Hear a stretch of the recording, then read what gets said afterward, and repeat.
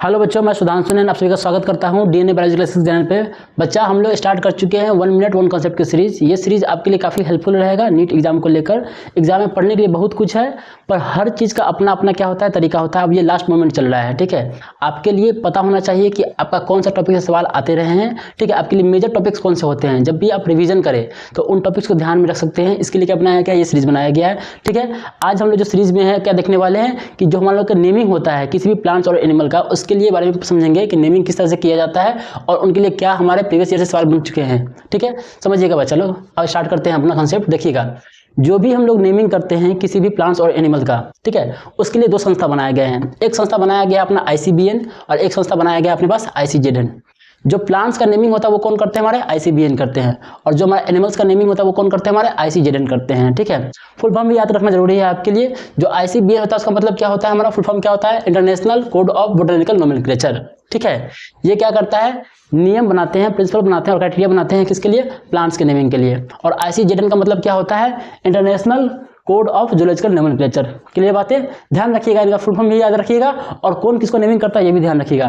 Plants का naming कौन करेगा, हमारा ICBN, और एनिमल्स का नेमिंग कौन करेगा, हमारा ICZN, ठीक है। अब समझिएगा, हर एनिमल्स के, ठीक है, हर प्लांट्स के क्या होते हैं, दो नाम होते हैं आमतौर पे। एक होता है हमारा लोकल नेम, एक होता है हमारा बायोलॉजिकल नेम, ठीक है। तो जो बायोलॉजिकल नेम है ये क्या है, हमारे लिए साइंटिफिक नेम है, ठीक है। इनके नेमिंग के लिए क्या होते हैं, एक फिक्स रूल बनाए गए हैं ताकि जो नाम है वो हर जगह क्या रहे, हमारा एक समान रहे। अब देखिएगा, जो भी बायोलॉजिकल नेम होता है किसी भी स्पीसीज का, उसके अंदर क्या होता है, हमारे आमतौर पर दो वर्ड होते हैं। पहला वर्ड जो होता है वो किसको रिप्रेजेंट कर रहा होता है, उनके जीनस को, ठीक है। और जो सेकेंड वर्ड होता है वो किसको रिप्रेजेंट कर रहा होता है, उसके स्पीसीज एपिथेट को, ठीक है। आगे देखिएगा, जब भी उनका नाम लिखा जाएगा, ठीक है, जब भी उनका नाम लिखा जाएगा चाहे टाइप किया जाएगा, तो जो जेनेरिक नेम है और जो हमारा स्पेसिफिक नेम है वो क्या किया जाएगा, हमारा सेपरेटली अंडरलाइन किया जाएगा। जब भी नाम को लिखा जाएगा चाहे टाइप किया जाएगा तो क्या किया जाएगा, हमारा जो जेनेरिक नेम है और जो हमारा स्पेसिफिक एपिथेट वाला पार्ट है उनको सेपरेटली क्या किया जाएगा, अंडरलाइन किया जाएगा। और जब प्रिंट किया जाएगा तो किस फॉर्म में किया जाएगा, वो हमारा इटैलिक्स फॉर्म में किया जाएगा, जो कि ये इंडिकेट करता है कि उनका ओरिजिन कैसा है, लैटिन है। उनका ओरिजिन कैसा है, हमारा लैटिन है। आगे देखिएगा, जब भी हम लोग नाम लिख रहे होते हैं तो पहला जो लेटर होता है हमारा जेनेरिक नेम का, वो कहाँ से स्टार्ट होता है, कैपिटल लेटर से स्टार्ट होता है। बाकी हमारे क्या रहेंगे, स्मॉल रहेंगे। जेनेरिक नेम के अंदर की बात कर रहे हैं, ठीक है।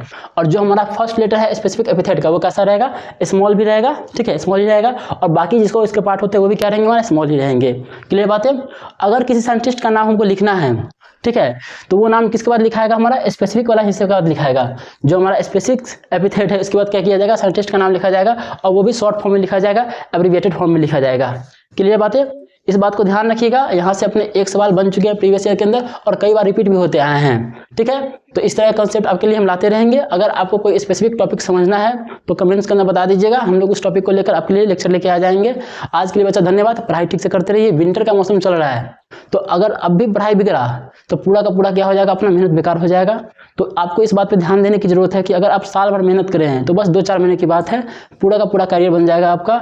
यहाँ पे बिगड़ने का समय नहीं है। यहाँ पे जो भी समय बचा है उसके अंदर पूरा अपना जान झोंक दीजिए। जो होना होगा वो देखा जाएगा, पर आपकी तरफ से मक्कारी नहीं होनी चाहिए। समझ रहे हो, आपकी तरफ से कोई मक्कारी नहीं होनी चाहिए। अंत रिजल्ट क्या है नहीं है ये हम अभी तय नहीं करेंगे, एग्जाम के बाद तय करेंगे, ठीक है। आज के लिए बच्चा धन्यवाद। खूब मन लगा के पढ़ते रहिए। आगे फिर से मिलते हैं किसी नेक्स्ट वीडियोज़ के अंदर, ठीक है।